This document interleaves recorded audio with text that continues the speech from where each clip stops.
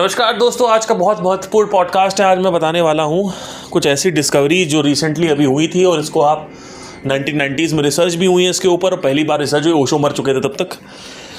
ये रिसर्चर्स जो बताने जा रहा हूँ मैं, again one of the most important researchers है। लास्ट पॉडकास्ट में हो सकता आप ना पकड़ पाए हो, दोबारा सुने क्योंकि 1 घंटे का पॉडकास्ट है। उसमें जब आप कोई वीडियो देखते हो लंबी या कोई पॉडकास्ट सुनते हैं तो याद रखिए बीच बीच में थॉट में आप चले जाते हैं तो कुछ सेकंड्स का निकल जाता है, उसमें फोकस नहीं रहता। आपको लगता है कि आपने पूरा पॉडकास्ट सुन लिया, पर एक्चुअली में आपको ऐसा लग रहा होता है कि हाँ मैंने सुन लिया, बट एक्चुअली में होता क्या है कि उसमें बहुत सारी चीज़ें मिस हो जाती हैं आपसे। तो जो मैंने बातें करी हैं वो बातें उसमें जाके सुने। संदीप माहेश्वरी का कॉन्सेप्ट ऑफ रीइंकार्नेशन है, उसको एक बार जाके फिर से एक्सप्लोर करें। और जैसा कि मैंने हमेशा कहा है कि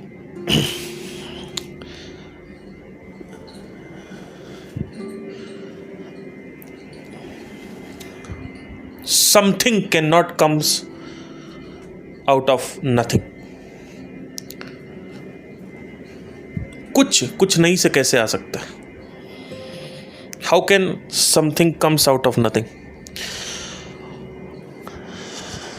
अगर इस दुनिया में आप पैदा हुए हो और हर तरफ भूत भूत भूत भूत भूत भूत पुनर्जन्म की बातें हो रही हैं और आपको वो दिख नहीं रहा है, भूत दिख नहीं पा रहा आपको, आज तक आपने भूत देखा नहीं है, आज तक आपने पुनर्जन्म देखा नहीं, लेकिन बातें पड़ी हुई हैं, तो there can't be something which can come out of nothing. मतलब क्या कि बिना कुछ हुए कुछ नहीं हो सकता। यानी क्या कि क्रिएटिविटी नाम की चीज नहीं होती है। अगर भूत का कॉन्सेप्ट आया है तो उसमें कुछ ना कुछ असत्य होगा और कुछ ना कुछ सत्य होगा। जैसे भगवान का कॉन्सेप्ट है, आप पैदा हुए, लोगों ने आपको बताया कि इस दुनिया में भगवान होते हैं। अच्छा ठीक है, भगवान होते हैं, दिख तो नहीं रहे। ऐसे भूत भी होता है, दिख नहीं रहा है। भगवान को तो लोग मानते हैं, भूत को नहीं मानते। नहीं, भूत को भी तो लोग मानते हैं, बहुत लोग मानते हैं भूत को। भूत भी नहीं दिखता है, लेकिन हम तो भगवान को मानेंगे। अरे जिन किताबों में भगवान लिखे उन्हीं में तो राक्षस और भूतों का नाम लिखा हुआ है। अब क्या बात कर रहे हो, कैसे नहीं मानोगे? हाँ तो पार्थ सर आप कह रहे हो, हाँ बात तो सही है आपकी। हाँ तो समझने की कोशिश करो मैं क्या कह रहा हूँ। भगवान का कॉन्सेप्ट क्या था, लोग क्या सोचते हैं भगवान का कॉन्सेप्ट, ऐसे घोस्ट का भी कॉन्सेप्ट है। अगर आपको भगवान का कॉन्सेप्ट समझ में आया तो घोस्ट का भी कॉन्सेप्ट समझ में आएगा। तो हमेशा ध्यान में रखिए कि पुनर्जन्म, घोस्ट, तंत्र, ब्लैक मैजिक, ये सारी जो भी चीज़ें हैं, specially black magic is not important, so मैं उसके बारे में बात नहीं करता हूँ और ना ही मैं बात करूँगा, ना मुझे दिलचस्पी उसके बारे में बात करने में। कभी अगर मेरा मन हुआ तो कभी कर लूँगा, बट अब ऐसा नहीं करूँगा। पर पुनर्जन्म एक बहुत ही इंपॉर्टेंट कॉन्सेप्ट है सबको समझने के लिए, जो भी इस सत्य के मार्ग में चल रहा है। अब आज का जो पॉडकास्ट है वो एक बहुत ही महत्वपूर्ण पॉडकास्ट रहने वाला है आप लोगों के लिए। मेरी बात ध्यान से सुनिएगा। 2 चीज़ें समझनी है, आत्मज्ञान और आत्मरस। आत्मज्ञान से डिजायर कंट्रोल होता है और कुछ नहीं होता।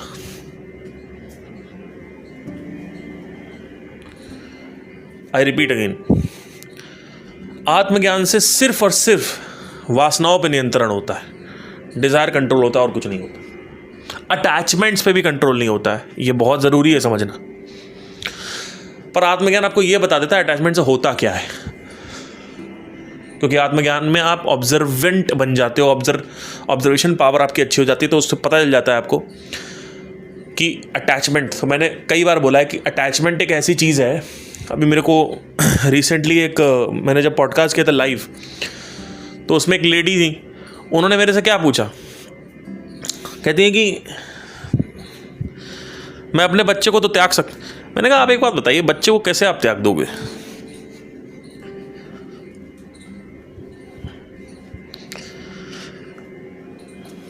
फिर उन्होंने सोचा, फिर बोला हाँ नहीं, बच्चे को तो नहीं त्याग सकते। नहीं त्याग सकते भाई, आपने कुछ खाया है तो पॉटी करोगे, सिंपल सा कॉन्सेप्ट है, लॉ ऑफ डुअलिटी अप्लाइड होती है। या तो आप व्रत रखो, कुछ मत खाओ। अब आप खा रहे हो, आप किसी लड़की के पास जाए हो, शादी कर रहे हो, आप कह रहे हो कि उससे अटैचमेंट नहीं होगा। अरे घोंचू, तुम्हारे जैसे घोंचू रोज पैदा होते हैं और रोज मरते हैं। तुम लोगों को समझाना नामुमकिन सा हो गया, क्योंकि इतने गुरु आ चुके हैं, गुरु की सुनामी हो चुकी है, और तुम इतने बड़े बेवकूफ़ हो कि तुम गुरुओं से सीख रहे हो। तुमको 10 साल हो गए, अभी तक तुमको खुद ही से सीखना नहीं आया। तो जो आदमी बैसाखी के सहारे चल रहा है, उससे बैसाखी छीन लो, वो भड़बड़ा के नीचे गिर जाएगा। सही बात है कि नहीं है? आज इंटरनेट है चाहे नहीं है, कोई मुझे संदीप महेश्वरी नहीं चाहिए। एक टाइम था जब संदीप महेश्वरी से मैंने सीखा और आगे बढ़ा, ओशो से सीखा, कृष्णमूर्ति से सीखा, कृष्ण से सीखा, अष्टावक्र जी से सीखा, ठीक है, पतंजलि से सीखा, शांडोक उपनिषद से सीखा, सब जगह से सीखा, समझा, फिर खड़ा हुआ। तो आज ये आलम है कि आज अगर इंटरनेट बंद हो जाए और ये सारी पर्सनालिटीज़ चली जाएं, जो कि ऐसा प्रेडिक्ट हो रहा है कि 2025 तक एक सोलर स्टॉर्म आने वाला है जिसमें इंटरनेट बंद हो जाएगा, तो क्या होगा? आप लोग की धज्जियां उड़ जाएंगी। क्यों? क्योंकि आपके पास पहली चीज़ तो आपके पास गुरु नहीं रहेगा, दूसरी चीज़ इंटरनेट नहीं रहेगा। तो जो गुरु आपको इंडिपेंडेंस की बातें नहीं बताता, वो गुरु चाहता ही है कि आप उसके सेशंस में आते रहें और आप पैसा देते रहें, और वो पैसा अगर नहीं भी लेंगे, फ्री में भी सिखाएंगे, तो भी आपको नहीं सिखा सकते कि स्वतंत्र कैसे होते हैं, क्योंकि उनको खुद ही नहीं पता है स्वतंत्र कैसे होना है। और मेरी बात मत सुनो, मार्केट में जितने भी गुरु हैं सबको जाके उनको सुनो, उनकी प्रैक्टिकली बातें अप्लाई करो। मेरे को ये मत ब्लेम कर देना कि मैं रॉक्स एंड स्टोन्स फेंक रहा हूँ गुरुज पे, ऐसा कुछ भी नहीं है। तो आत्मज्ञान होता है और आत्मरस होता है, ये दो चीज़ें।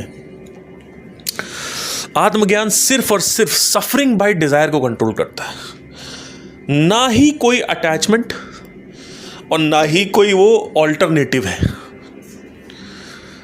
ना वो अटैचमेंट में हेल्प करता है, अटैचमेंट का जो पेन है वो तो आपको झेलना पड़ेगा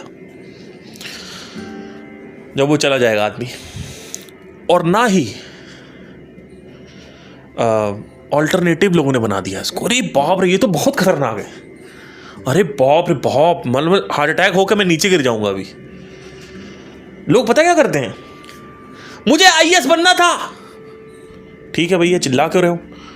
लेकिन मैं नहीं बन पाया। ठीक है, अब मुझे ये वाले गुरु ने बताया है कि आत्मज्ञान के मार्ग पे चलो तो संतुष्टि मिलेगी, तो करो 5 साल, चलो 5 साल, चले 5 साल। भैया 5 साल बाद आए मेरे पास, कहते हैं सर आपकी बातें तो सही लगती हैं लेकिन हमें संतुष्टि नहीं मिली। घोंचू हो ना तुम घोंचू, इसको मैं बोलता हूं घोंचू लोग। आत्मज्ञान ऑल्टरनेटिव बना दिया, ऑल्टरनेटिव सोल्यूशन है। मतलब क्या है कि सिंगर नहीं बन पाए, बच्चा नहीं पैदा हो रहा, शादी नहीं हुई है, अकेले फील कर रहे हो, तो क्या करो? आत्मज्ञान का मार्ग पकड़ लो। उससे क्या होगा? समझ में आएगा मैं ब्रह्म हूं, मैं भगवान हूं, मुझे समझ में आ गया। अब क्या होगा? अब समझ में आ गया, अब अमीषा पटेल चाहिए, नहीं तो बगल वाले पड़ोसन सोनाक्षी चाहिए। समझ में तो आ गया, वासना वहीं पड़ी हुई है, वासना कहीं नहीं गई भाई। वासना को निकालने का तरीका ही नहीं पता इन लोगों को, घोंचुओं को। इनको लगता है वासना जो डिजायर है उसको कंट्रोल किया जा सकता है आत्मज्ञान से। नहीं, डिजायर को इजैकुलेट होना पड़ेगा सिस्टम से। जो सीवियर डिजायर है, जो बर्निंग डिजायर है, जो कि रिजिड डिजायर है, कठोर डिजायर है, मैं उनकी बात कर रहा हूं। मैं इंटरेस्ट की बात नहीं कर रहा हूं कि मैंने सोचा था मैं बैडमिंटन खेलूंगा लेकिन अभी बिजी हूं। नहीं नहीं नहीं नहीं नहीं, मैं बैडमिंटन खेलने की बात नहीं कर रहा हूं, वो इंटरेस्ट है आपका। मैं ऐसे डिज़ायर्स की बात कर रहा हूँ जिनके बारे में आपने रातों रात अभ्यास किया है, विचाराभ्यास किया है, उसके बारे में विचारों में खोए रहे, उसके पीछे आप भागे हो, अभ्यास किया है, सोचा है, लॉन्गिंग करी है, मुझे ये बनना है। ये है वासना। वासना और इच्छा में अंतर समझो पहले। घोंचुओं की तरह हर जगह मत पहुंच जाया करो। और अगर आपको लगता है मैं सबसे बड़ा घोंचू हूं, तो मैं उसका भी आपको राम बाण देता हूं। चुपचाप जो भी गुरु आपको पसंद है उसकी बातें फॉलो करना चालू कर दो। 5 साल फॉलो करो, 5 साल, क्योंकि 5 साल में जमादार के बच्चे को भी समझ में आ जाएगा। अगर थोड़ा सा कोई हल्का सा मैथमेटिशियन या फिजिक्स में इंटरेस्टेड आदमी को थोड़ा इंटेलेक्चुअल होगा ना, तो उसको 1-2 साल में समझ में आ जाएगा। लेकिन घोंचू से घोंचू आदमी जिसका IQ 0 है, उसको 5 साल में समझ में आएगा। किसी एक गुरु को पकड़ो यूट्यूब के और उसको फॉलो करना चालू कर दो। जाओ, पैसा, सारा पैसा स्प्लेंडर बेच डालो, बेचो। मैं तो कह रहा हूं बेचो, स्प्लेंडर बेचो अपनी। लोग मेरे से कमेंट करते हैं, सर मेरे पास तो 10,000 रुपये महीना कमाता हूं। वो 10,000 रुपये निकालो और जाके किसी गुरु को दो, और उसके बाद अपने बीवी के जो गहने वो भी निकाल के उसका भी पैसा उसमें गुरु बने, वो भी जाके दो, क्योंकि तुम्हारे अंदर से निकलना जरूरी है। निकले तो पहले। बहुत लोग नीचे कमेंट करते हैं यूट्यूब पे जाके, आपकी वजह से मेरा फायदा हो गया, गुरुजी आपकी वजह से मेरा फायदा हो गया। अरे आपको क्या पता कितना फायदा। अरे कुछ फायदा नहीं हुआ है तुम्हें, तुम सिर्फ नशे में धुत हो। तुमको ना एक मानना था कि मुझे फायदा हो गया, लेकिन एक्चुअली में अगर देखा जाए, अगर इंटरनेट को हटा दें अगर अभी इंटरनेट बंद कर दें, तो तुम जीवन में कोई स्वतंत्र नहीं हो। तुमको हर एक सोल्यूशन तुम्हारे गुरु से चाहिए, जबकि जीवन यूनिक प्रॉब्लम्स क्रिएट करता रहता है रोज।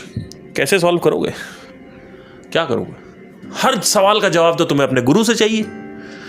आज इंटरनेट बंद कर दो, माइनस द इंटरनेट, तुम्हारी औकात क्या है?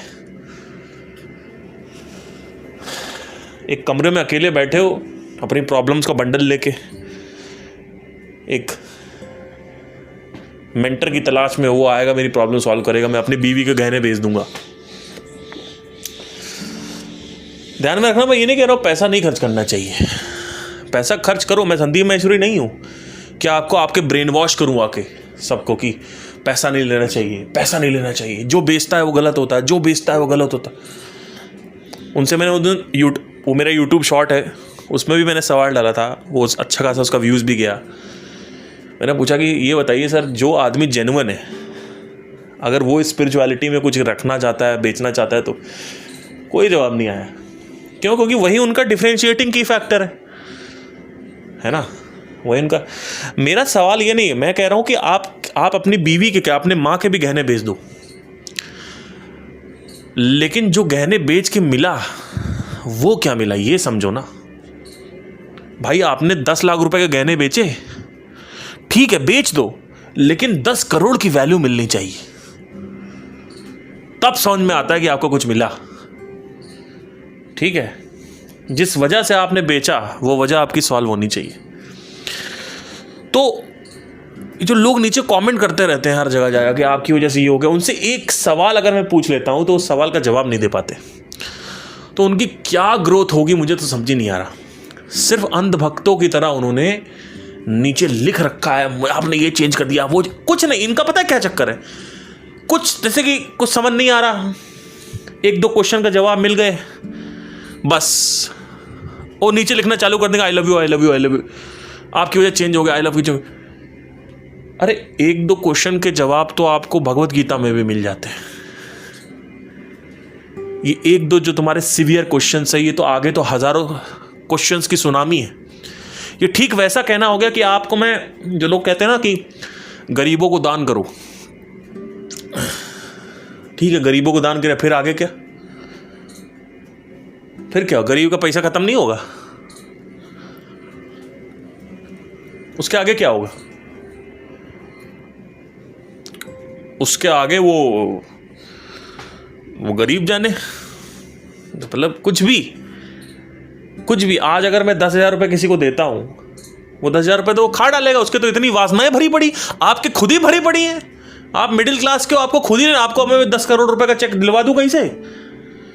आपका पहले लिस्ट तैयार है, 10 करोड़ खत्म हो जाएंगे आपके। आप कौन सा दिमाग लगा के इन्वेस्ट करने वाले हो? और अगर कहीं इन्वेस्ट कर भी दिया तो इनकमिंग तो है नहीं, कल को घर भी बेचना पड़ेगा जिस घर पे इन्वेस्ट करोगे, क्योंकि भाई खाने पीने के लाले बड़े। भाई आपकी कमाई तो 5 रुपये महीने की थी, दिला दिया आपको 5 करोड़, जीरो हो गए। वो कौन बनेगा करोड़पति में एक आदमी आया था, उसने क्या बोला, वो पता नहीं सुशील कुमार कोई नाम था उसका, पूरा 5 करोड़ गवा दिया। क्यों गवाया पता है आपको?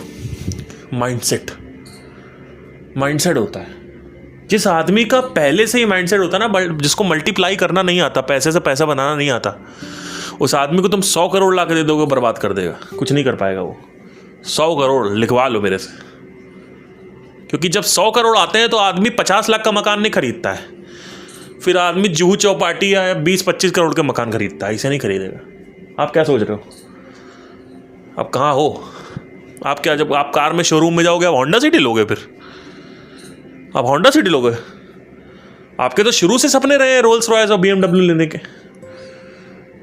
खत्म हो जाएंगे 100 करोड़ तो आपके पास।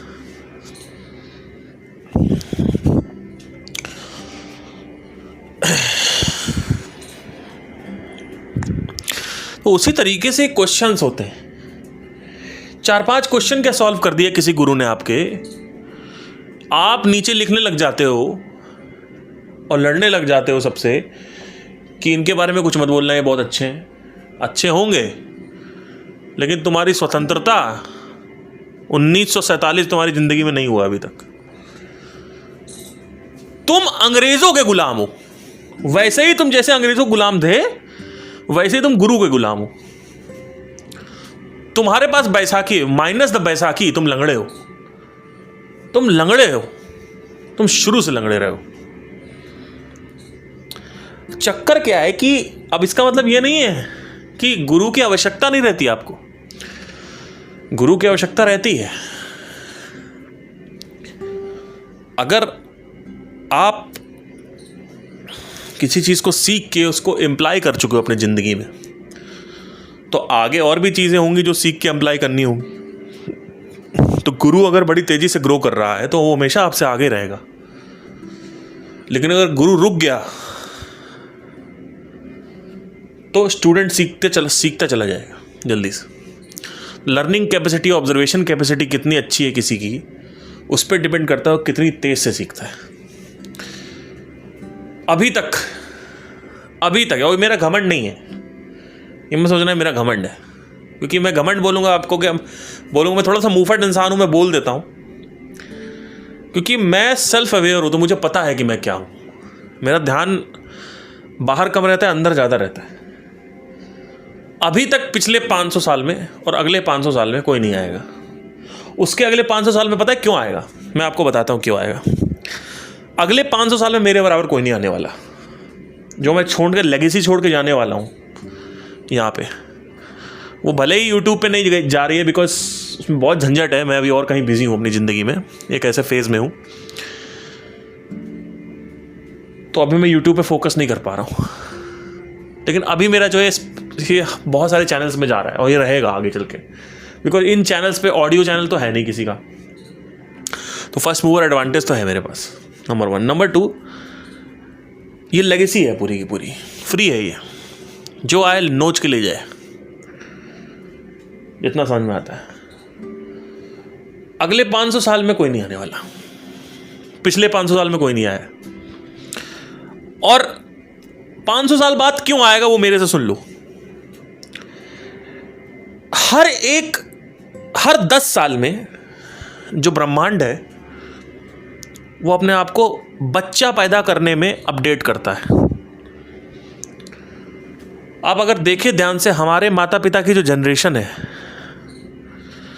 वो मोबाइल कैप्चर नहीं कर पाती, लेकिन हमारी जो जनरेशन है वो 10वीं 12वीं में, 10वीं तक आते आते मोबाइल सही से चलाना आया। और जो हमारे जो जेनजी आया हुए, आप देखो कितनी तेजी से वो पकड़ते हैं चीज़ों को। और जो मासिक समय है लड़कियों का वो भी 2-3 साल पीछे हो चुका है। पहले लड़कियों का जो पीरियड्स है वो 13-14 में होते थे, आज लड़कियों के पीरियड्स जो है 10 साल की उम्र में चालू हो रहे हैं। ठीक है, इनफैक्ट लड़कों में भी ये होता है। लड़कों की ग्रोथ जो थी वो 15 तक होती थी प्रॉपर, अभी 11 तक हो रही है, 11-12 तक लड़के आजकल जवान हो रहे हैं। तो किशोरावस्था जो एंट्री हो रही है उनकी प्रवेश हो रहा है, 11-12 में हो रहा है। हर 10 साल में यूनिवर्स अपने आप को अपडेट करता है, क्योंकि यूनिवर्स की जो बेसिक फंडामेंटल थ्योरी है, जो बेसिक जिस किसी एआई ने भी इसको प्रोग्राम किया है इस यूनिवर्स को, अगर वैसा मान के चले तो अभी फिलहाल, वैसे तो ये कोई क्लियर नहीं है कि साइमुलेटेड है कि नहीं, बट लेट्स से कि जिस किसी ने भी प्रोग्राम किया, बिकॉज हर तरफ मुझे प्रोग्राम्स दिखते हैं इसमें, ऐसा लगता है प्रोग्रामिंग कर दी है। बट एनीवे, जिस किसी ने भी इस यूनिवर्स को प्रोग्राम किया दोस्तों, मैं आपको बताना चाहता हूं, आप विश्वास नहीं करेंगे, उसमें से एक प्रोग्राम जो सबसे इंपॉर्टेंट है वो है एवोल्यूशन का। जैसे जैसे पॉपुलेशन बढ़ती जाएगी, एवोल्यूशन जो है वो मैंडेशन है। मैंडेशन मतलब इंपॉर्टेंट है, इट्स अ मस्ट, आवश्यक है, महत्वपूर्ण। ये एक ऐसा पैटर्न है जो कि इंसेक्ट से लेकर डायनासोर के लेवल तक देखा गया। डायनासोर भी इवॉल्व हुए थे, लाखों साल तक वो रहे थे, उसके बाद मरे हैं।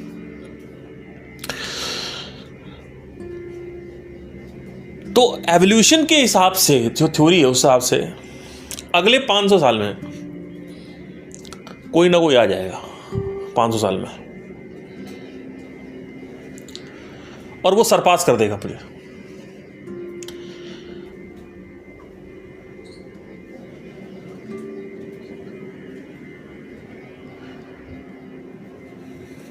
अगर सब कुछ सही रहा तो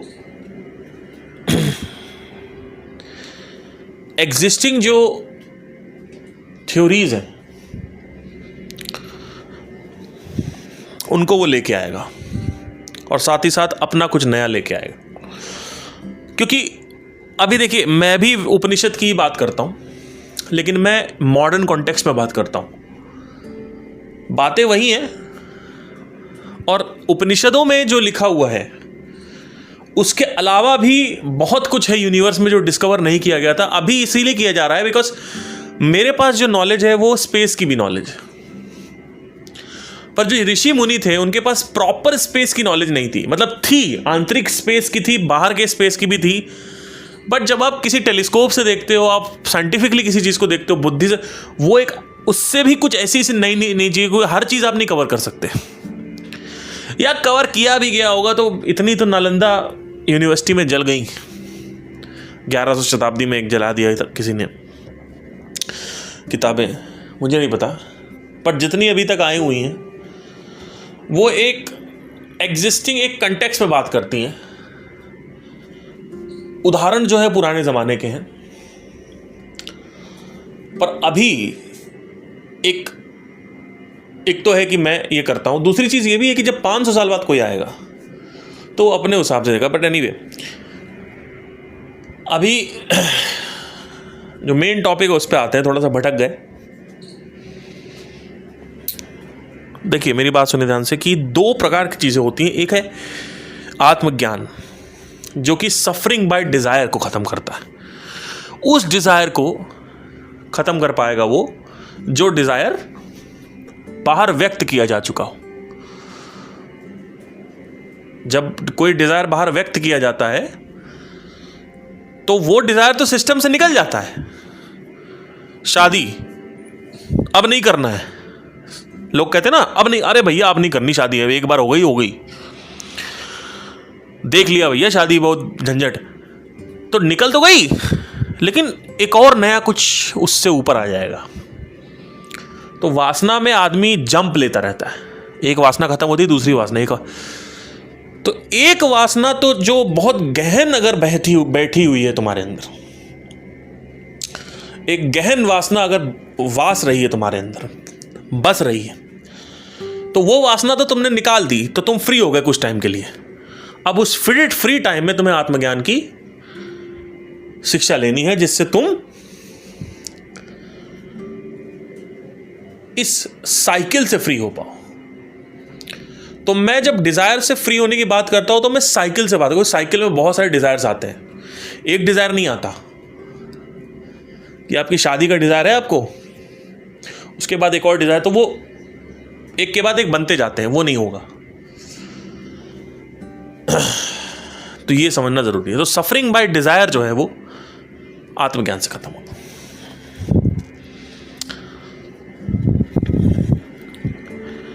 डिजायर क्या लिए आदमी भागता ही इसलिए है क्योंकि वो अपने आप को छोटा समझ रहा होता है इस दुनिया में। वो अपने आप को कुछ साबित करना चाहता है और अपनी सोसाइटी को कुछ साबित करना चाहता है कि मुझे ये करना है, मुझे वो करना है, जिससे ये लोग मेरे को इज्जत देंगे, जिससे मैं ये दिखाऊंगा, अंदर से मैं ऐसा हो जाऊंगा। तो ये सब चीजें जो हैं उसके अंदर पड़ी रहती हैं बचपन से। उनको निकालने के लिए डिजायर का व्यक्त होना, डिजायर का एक्सप्रेस होना बहुत आवश्यक है। एक बार वो डिजायर जो बचपन से पड़ा हुआ है वो अगर व्यक्त हो गया, तब उसके अंदर अगर इच्छा जागती है आत्मज्ञान की बातें सुनने में, तो वो तब भी वहां पे लागू होता है कि वो इंटरेस्टेड हो आत्मज्ञान लेने में। जबरदस्ती किसी के मुंह में नहीं डालना, जैसे बचपन में मम्मी लोग हमें दवाई डाल देती थी कि चलो एक रोटी और खा लो बेटा, ये नहीं करना है, ठीक है। तो बहुत सारे लोग आत्मज्ञान की तरफ तो लेके गए, बहुत सारे लोग आत्मरस की तरफ भी लेके गए, लेकिन बहुत सारे लोग सिर्फ आत्मरस की ही तरफ ले गए। मतलब क्या, सिर्फ मेडिटेशन करते रहो, उससे क्या मजा मारते रहो, उससे क्या होगा, कुछ दिनों सालों तक दिमाग को साइड में रख के बैठे रहो। जब दिमाग को बहुत ज़्यादा साइड में रख के बैठ जाते हो, अब सोचो, अब मैं आपको एक बात बताता हूँ।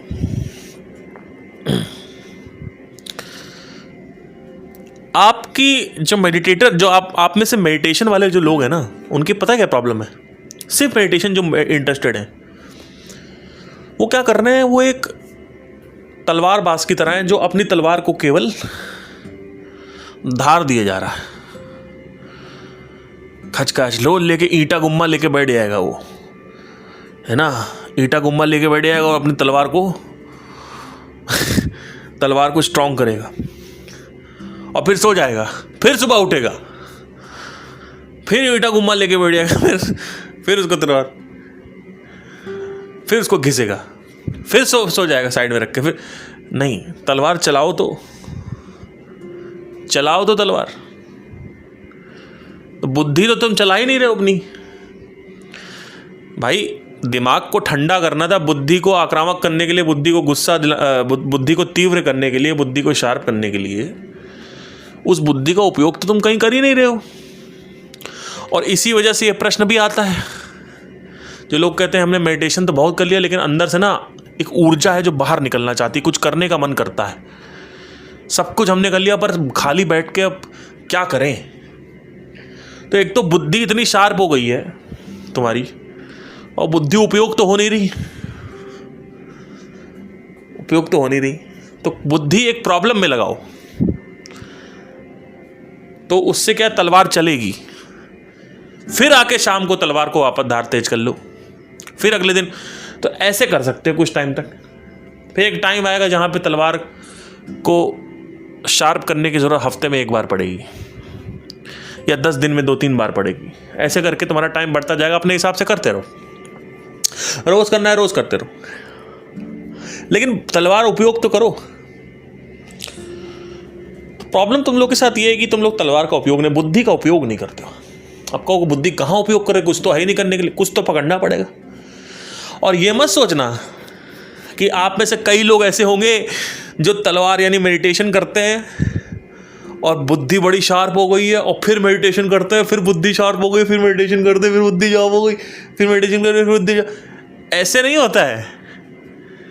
जब आप बार बार मेडिटेशन करते हो, बुद्धि शार्प हो गई, फिर तलवार को घिसते हो, तलवार शार्प हो गई, तलवार तेज हो गई, तलवार की धार तेज बढ़ गई, तो ये मत सोचो कि तलवार को साइड में रख कर रोज सो जाओगे। फिर पता है माइंड आपसे क्या करवाता है, आपको तमस की तरफ लेके जाएगा। चाहे कितना भी बुद्धिमान व्यक्ति हो, चाहे कितना भी ध्यानवान या साधक हो, कितना बड़ा साधक हो, बहुत बड़ा साधक, जो व्यक्ति साधना खत्म होने के बाद आंख खोलता हो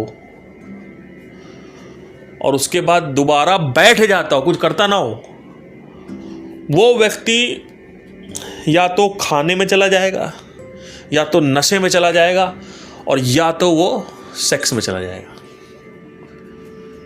ये भी बात याद रखना।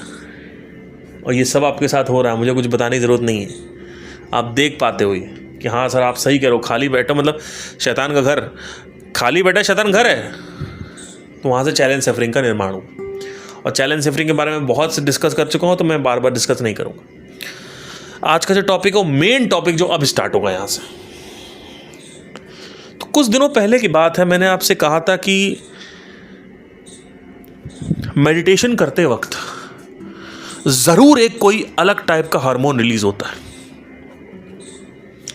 क्योंकि जिम का एक हार्मोन है एंडोर्फिन, सेक्स का एक हार्मोन है ऑक्सीटोसिन, सिगरेट का, नहाने का, घूमने फिरने का, ट्रैवल करने का, नेटफ्लिक्स देखने का, अमेज़ॉन प्राइम, हॉटस्टार सब देखने का एक हार्मोन है डोपामाइन।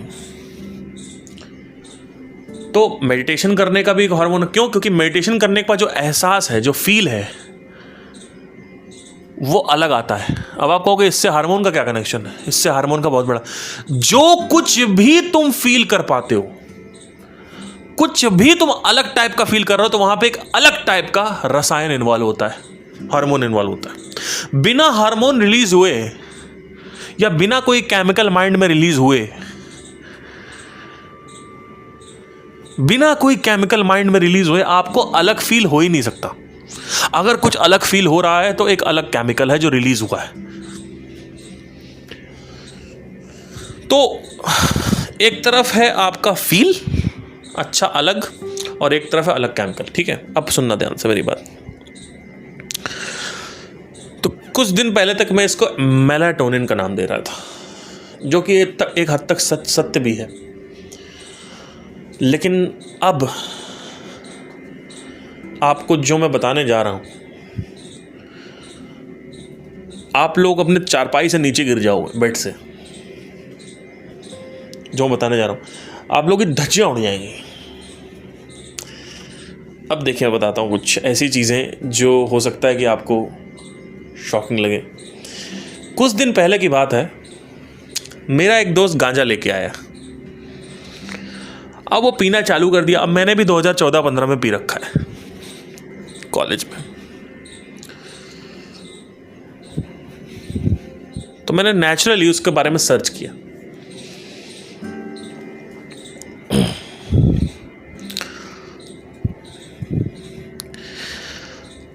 तो कैनबिस करके उसको बोलते हैं। आप में से जो गंजेड़ी लोग होंगे वो जानते होंगे।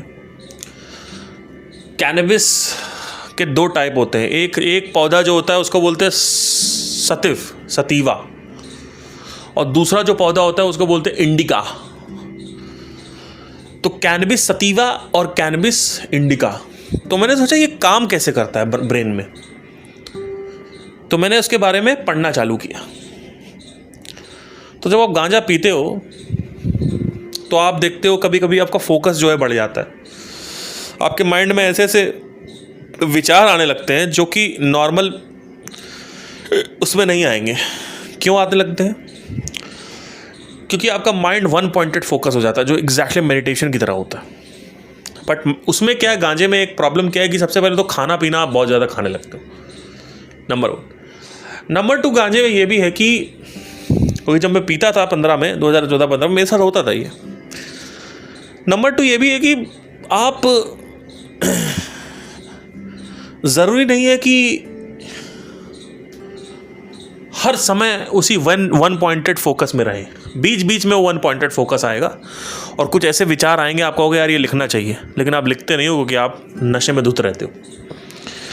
अच्छा, इंडिका जो है, कैनबिस इंडिका, यानी जो दूसरे टाइप का गांजा है, वो पैरानोइया क्रिएट करता है। जैसे कोई आपको देख रहा है तो आपको लगेगा अबे भाई ये मेरे को चोरी कर लेगा, ये मेरा मर्डर कर देगा, अबे भाई पुलिस ने देख लिया पकड़ लेगी मेरे को। तो आपको कुछ भी होगा, इंस्टाग्राम पे कोई आपको आके बोल देगा आ रहा हूँ तुझे मारने, तो आप इतना डर जाओगे जिसकी कोई हद नहीं है। पैरानोइया बोलते हैं इसको।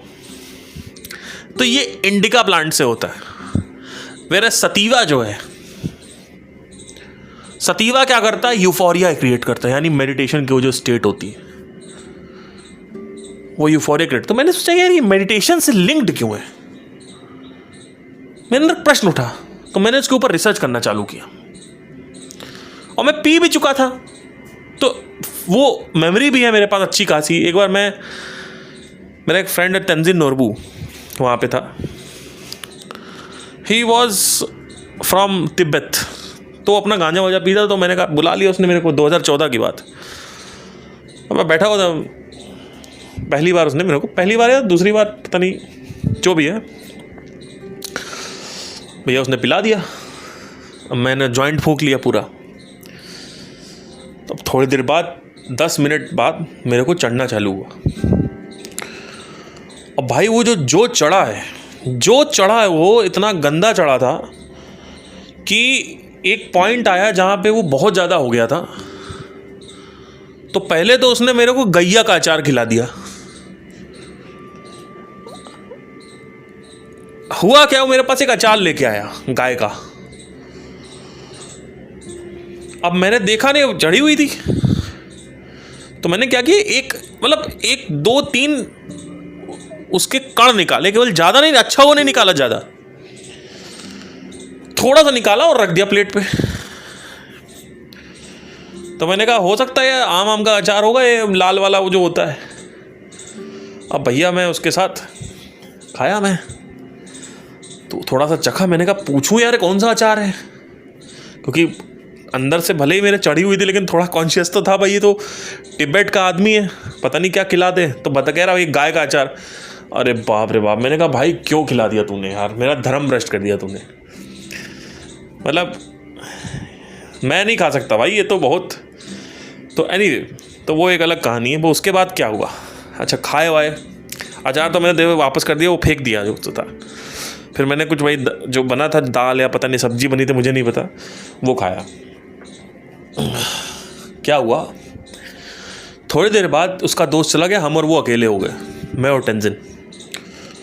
अब पैरानोइया क्रिएट होना चालू हो गया कि सामने पुलिस आई है, पुलिस ने धुआं सूंघ लिया है, या आसपास पड़ोसी ने बता दिया बगल में गांजा पी रहे हैं, और पड़ोसियों ने धुआं सूंघ लिया, पुलिस बुलाई है। अब भाई हम लोग इतना डरे कि हम लोग लाइट बंद करके बेड के नीचे दोनों बैठ गए और डरते रहे 2-3 घंटे ऐसे। भाई आ रहा, वो भी कहता है हाँ भाई लग रहा, मेरे को लग रहा ऊपर आने, ऊपर आ रहे भाई, ऊपर आ रहे, पकड़ के ले जाएंगे, मारेंगे बहुत। अरे बाप रे बाप, बड़ा खतरनाक था यार वो। It was one of the most worst experience of my life. उसको पैरानोइया बोलते हैं, वो क्रिएट हो गया। फिर क्या हुआ, थोड़ी देर बाद उतरा नशा मेरा, तो मैंने कहा मैं पैदल जा रहा हूँ। वहाँ से मैं 8 किलोमीटर पैदल चलाया, 8 किलोमीटर्स। जब मैं अपने हॉस्टल पहुँचा था मेरा पूरा गांजा उतर चुका था, और मैं ऐसा सोया कि अगले दिन मेरी सुबह की 4 क्लासें मिस हो गई। उस दिन से मैंने कसम खा लिया कि मैं अब ऐसे गांजा नहीं पीऊँगा। फिर उसके बाद भी और बार फ्रिक्वेंटली पिया था, बट फिर 2nd ईयर में मेरी गर्लफ्रेंड वगैरह बन गई तो मैंने छोड़ दिया था। उसके बाद से मैंने दोस्तों का साथ भी छोड़ दिया, बिकॉज थोड़े से वो लोग अजीब से थे। इससे अच्छा है लड़कियों की कंपनी में रहो। एटलीस्ट लड़कियां भले ही धोखा देती हैं, लड़कियां ये है कि धोखा देती हैं, लेकिन भैया लड़कियां गांजा तो नहीं पिलवाती, नशा तो नहीं करती हैं लड़कियां। तो मैं लड़कियों की संगत में रहता था। मेरी कुछ फ्रेंड थी तो गांजा वाजा नहीं करना भैया। लड़कों का क्या है, लड़कों का साला भाई, लड़कों का दोस्ती जो होती है ना, वो कोई दोस्ती ऐसे ही है सब आजकल। ना आपको शारीरिक सुख है लड़कों से, चलो ठीक है उसमें एडजस्ट कर लेंगे। अच्छा, मानसिक सुख भी नहीं है। क्या शेयर करें आपसे बताइए, क्या शेयर करें? अब मेरे को अच्छा फील नहीं हो रहा, लोनली फील हो रहा, क्या फील करें, क्या शेयर करें बताइए आपसे? दिल में क्या चल रहा है, क्या कैसे बताएं आपको? जैसे कुछ बताओ, अबे भाई मेरे को मत बता दियो, मेरी फट जाएगी, क्योंकि उसकी खुद की फटी पड़ी है। तो क्या करेंगे, दोनों भाई मिलके जाएंगे रॉयल स्टैग खरीद कर लाएंगे, रॉयल स्टैग पियेंगे फिर बैठ के, फिर सुबह अपने कॉलेज, फिर शाम को आए, फिर लोनलीनेस या कुछ दिक्कत हो रही है, गर्लफ्रेंड नहीं बन रही, टेंशन हो रही, दारू पियो, चलो सुबह गांजा पियो। तो लड़कियों की दोस्ती है कहाँ? ना शारीरिक सुख है ना मानसिक सुख है, बस ट्रैवल का मजा है। ट्रैवल करने जाओ और वहाँ इधर उधर घूमो, याशियाँ करो, लौंडियाबाजी करो, दारूबाजी करो, उसके बाद फिर वहाँ से वापस आ जाओ, फिर फ़ोन मत करो, फ़ोन करके बातें मत करो भैया। बातें करो तो भैया ऊपर की बातें करो, दिल की बातें मत कर दियो कि हम अंदर से कैसे हैं और कैसा फील होता, अकेले में डर लग रहा है, ये वो व्हाटएवर जो भी है, फालतू की दोस्ती। तो एनीवे, इससे अच्छा था कि भैया दोस्ती लड़कियों के साथ करूं, तो मैं छूट गया मेरा गांजा। Back to the point. तो मैंने सोचा मेडिटेशन के यार कुछ लिंक तो है, तो मैंने इसके बारे में स्टडी किया कि ये गांजा कैसे असर करता है माइंड पे। तो मुझे पता चला कुछ बड़ा खतरनाक। There is something called as endocannabinoids receptor. इसके बारे में पूरा रिसर्च जरूर करें। एंडोकैनाबोनाइड्स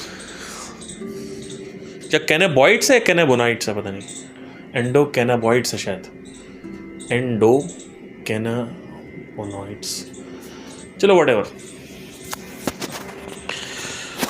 इसके बारे में ज़रूर आवश्यक रूप से सर्च ज़रूर करें, आपको समझ में आएगा। हाँ, एंडोकैनाबोनाइड, ठीक है। अब कैनबिस यानी जो गांजा है, इसको उसका साइंटिफिक टर्म है कैनबिस, उसके स्टार्टिंग में क्या लगा हुआ है? कैनब, और इसमें क्या लगा हुआ है? कैनब, एंडोकैनाबोनाइड्स। तो ऐसा बताया जाता है और ये सिद्ध हो चुका है कि माइंड में रिसेप्टर्स होते हैं। रिसेप्टर क्या? जो रिसीव कर रहे हैं, रिसीविंग एंड, जो रिसीव करते हैं। अपने आप ये माइंड अपना खुद का गांजा बनाता रहता है, खुद का अपना एंडोकैनाबोनाइड्स बनाता रहता है। जब आप गांजा पीते हो तो वही सेम चीज की क्वांटिटी बढ़ जाती है बस। तो अगर किसी पर्टिकुलर दिन आपका मूड अच्छा है तो आपके उस दिन एंडोकैनाबोनाइड जो है वो रिलीज हुए हैं। अगर किसी दिन आपका मूड खराब रहता है, जो कि मुझे आज तक नहीं समझ में आ रहा था कि कभी कभी मूड खराब क्यों रहता है, कभी कभी अच्छा रहता है, साइकिल क्यों चलती है कि अप डाउन। आप देखोगे साइकिल चलेगी, आज अच्छा मूड है, फिर अगले दिन एकदम डाउन, खराब चल रहा है, फिर अच्छा हो गया, फिर खराब हो गया। तो एक दिन फेसबुक पे सबकी फोटो लाइक कर रहे हैं, एक दिन फेसबुक पे सबकी फोटो न्यूट्रल छोड़ रहे हैं या डिसलाइक कर रहे हैं।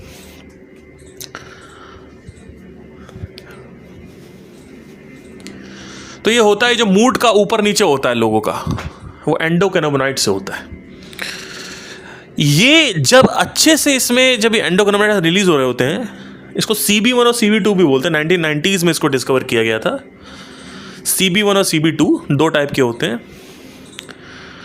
तो गांजे में एक हार्मोन होता है टेट्रा समथिंग, मैं आपको भी बताता हूँ।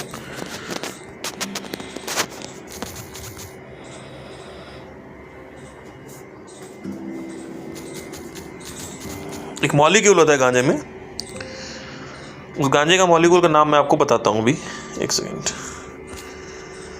तो THCV बोलते हैं उसको, टेट्रा हाइड्रो कैनाबिनॉल। ये गांजे के अंदर एक मॉलिक्यूल होता है जो कि आपको अच्छा फील करवाता है। इसके अलावा जो दूसरा मॉलिक्यूल होता है उसकी मेडिसिनल यूजेस होते हैं। मतलब क्या? दवाइयों में उसका यूज होता है। तो वो नशा नहीं देता, वो सिर्फ दवाइयों में हेल्प करता है। लेकिन ये जो है ना टेट्रा हाइड्रो कैनाबिनॉल, ये जो है ये माइंड में भी बनता है अपने आप। इसकी क्वांटिटी जब बढ़ा दी जाती है तो क्या होता है कि आपको यूफोरिक फील होता है, अच्छा फील होता है, और तो कहते हैं ना नशे की चरम सीमा वो फील होती है आपको। तो होता क्या है कि गांजा नुकसान इसलिए करता है क्योंकि गांजा पहली चीज़ तो ऑब्वियसली कैंसर पैदा करता है लॉन्ग टर्म में। वो एक अलग थ्योरी है कि टोबैको ज़्यादा कैंसरस एलिमेंट है, गांजा नहीं है, कई लोग का नहीं है, उसमें मैं नहीं जाऊंगा। पर अगर आप कैंसर को माइनस भी कर दो तो जब आप बार बार गांजा लेते रहते हो, रोज़ सुबह उठे गांजा लिया, फिर सुबह उठे गांजा लेते रहते हो, तो पता है क्या होता है, माइंड अपना एंडो ईबीसीज बनाना बंद कर देता है। यानी एंडो कैनाबिनॉइड जो है, जो अंदर वो नेचुरली बनाता है, वो बंद कर देता है। वो कहता है भैया ये बाहर से दे रहे हैं तो अंदर बनाना है। अब क्या होता है, जब वो बनाना बंद कर देता है तो गांजा आप छोड़ नहीं पाओगे, क्योंकि गांजा पे डिपेंडेंसी आपकी हो जाएगी बहुत भयंकर। इस वजह से गांजा कई लोग छोड़ नहीं पाते। ठीक है, गांजे में एक चीज़ ये है कि उसके अंदर एक ऐसा हार्मोन होता है जो कि आपका ये एंडोकैनाबिनॉइड्स में भी होता है और उसमें भी काम करता है, उसी तरीके से बिहेव करता है। ठीक है, अब आते हैं मेन टॉपिक पे। इतना समझ लिया हमने। अब पहले समझना आपको ये ज़रूरी आवश्यक है कि इसका मेडिटेशन से क्या रोल है। मेडिटेशन में जो रिसेप्टर्स होते हैं CB1 के, यानी जो एंडोकैनाबिनॉइड्स हैं, इसके जो रिसेप्टर्स होते हैं एंडोकैनाबिनॉइड्स के,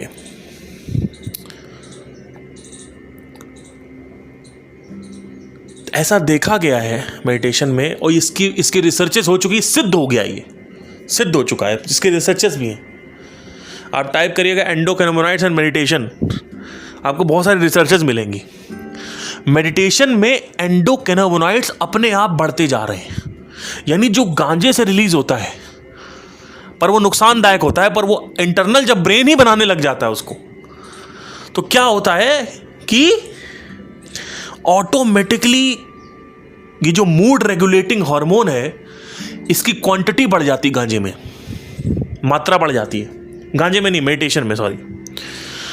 तो होता क्या है कि आपको यूफोरिक फील होने लगता है, और इसी स्टेट की मैं बात करता हूं।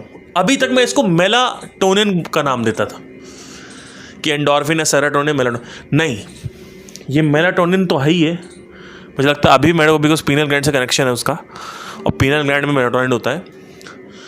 पर मेन जो है ना, मेन जो पूरे ब्रेन में होते हैं, ये पूरे ब्रेन में होते हैं, स्पाइनल कॉर्ड में भी होते हैं। ये जो एंडोकैनाबिनॉइड्स होते हैं ना गांजे वाले, ये स्पाइनल कॉर्ड तक नीचे होते हैं और ऊपर भी होते हैं। तो होता क्या है कि मेडिटेशन में ये रिलीज होता है, और फिर मेडिटेशन में ये भी रिसर्च में पाया गया, मेडिटेशन करने से CSF रिलीज होता है, यानी सेरेब्रोस्पाइनल फ्लूइड। वो सेरेब्रोस्पाइनल फ्लूइड नीचे रीढ़ की हड्डी से आता है और वीर्य को बनाता है, सीमेन।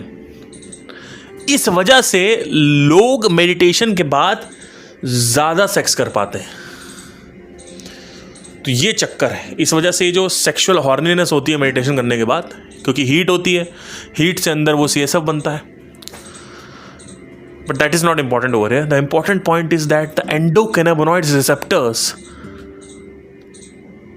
feel more liquid is formed inside, and this is why I called it the chemical suffering, because once these chemicals are not released in the brain properly, what happens is that you start perceiving life as hell, life को जहन्नुम की तरह feel करना आने लगता है आपको। Specially जो एज होती है 25 to 26 के बाद, 27 के बाद, ये रिसेप्टर्स, ये जो माइंड जो है वो एंडोकैनाबिनॉइड्स बनाना बंद कर देता है। ऑलमोस्ट जो किशोरावस्था में बनाता है उसका आधे का भी आधा बनाता है। इस वजह से आदमी सिगरेट पी के केमिकल को रिलीज करने की कोशिश करता है। इस वजह से जो मन है, जो माइंड है, वो दारू पीता है, जिससे वो कुछ तो करे, लेकिन वो दारू से एंडोक्रिनोइड का मतलब नहीं है कोई।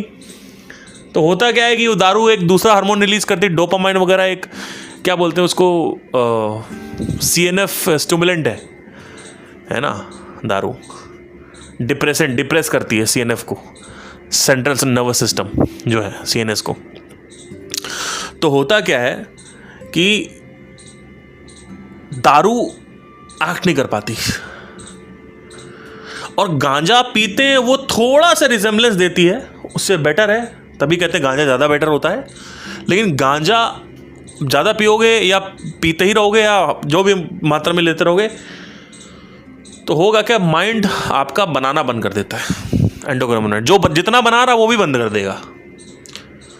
तो आपको बहुत डिप्रेशन फील होता है। लेकिन मेडिटेशन में ऐसा देखा गया कि एंडोकैनाबिनॉइड्स की जो मात्रा है वो बढ़ जाती है। अब ये साइंटिफिक सिद्धांत आ गया। अभी तक हम इसको एनर्जेटिक देख रहे थे कि प्राण बढ़ते हैं, लेकिन जब कोई सटल चीज बढ़ेगी तो ग्रॉस भी बढ़ेगी, ये भी बात याद रखिए। तो इस वजह से ये जो एंडोकैनाबिनॉइड्स हैं इनके बारे में रिसर्च करिएगा। ये इस 90s में डिस्कस करके CB1 CB2 इनके बारे में रिसर्च करिए कि ये किस तरीके से कम होना चालू हो जाते हैं एज के साथ, और गांजा पीने से कैसे बढ़ जाते हैं, और मेडिटेशन करने से इसकी क्वांटिटी और ज़्यादा, बहुत ज़्यादा बढ़ जाती है। अब होता क्या है जब बहुत ज़्यादा बढ़ जाते हैं तो आदमी 24 घंटे एक खुशहाली एक्सटेटिक स्टेट में रहता है। तो होता क्या है, उसको नशा नहीं खींचता अपनी तरफ, उसको उदासी नहीं छाती, उसको लोनलीनेस नहीं फील होती है, उसके अंदर जो विल पावर है वो बढ़ जाती है, साहस बढ़ जाता है, ब्रेवरी बढ़ जाती है, डर को झेलने की क्षमता बढ़ जाती है, जो फ्रस्ट्रेशन होता है, जो घबराहट होती है वो खत्म हो जाती है। क्यों? क्योंकि ये जो लिक्विड है जो रिलीज हो रहा है, ये लिक्विड जब बहुत ज़्यादा हो जाता है माइंड में तो हर जगह पहुंच रहा है, माइंड अपनी फुल कैपेसिटी से काम करता है, और इसके साथ ही साथ एक्स्ट्रा सेंसरी परसेप्शन भी खुलना चालू हो जाता है। बिकॉज माइंड की कैपेसिटी इतनी बढ़ जाती है कि वो आगे उसको जो भी पॉसिबल उसमें डायमेंशंस है वो खुलना चालू हो जाते हैं। तो चक्कर क्या है कि अगर आप सिर्फ डायमेंशन में ना भी जाएं, सिर्फ साधना करें, तो साधना करने से ही ये बढ़ते हैं, और इसको जब बढ़ा लोगे तो आत्मज्ञान ले लो, ये दो चीज़ें कर लो, बस ख़त्म। और क्या चाहिए? हाँ, डिज़ायर बाहर अगर कोई पूरा नहीं हुआ है बचपन वाला, तब मत करना है ये सब, तब जिंदगी बर्बाद है। ऑल्टरनेटिव नहीं है आत्मज्ञान और आत्मरस, याद रखना। आत्मज्ञान तभी होना चाहिए जब कंटेंट खाली हो माइंड का, उस कंटेंट में इंपॉर्टेंस ना दिख रही हो आपको, तब आपको हम सोल्यूशन दे सकते हैं हाँ ये है, लेकिन उससे पहले नहीं आ सकते, उससे पहले धज्जियाँ उड़ जाएंगी। बट एनीवे, ये पूरा था। इसके बारे में रिसर्च करिए, पढ़िए, आपको खुद समझ में आएगा पूरा क्या है क्या नहीं है। Thank you so much, take care.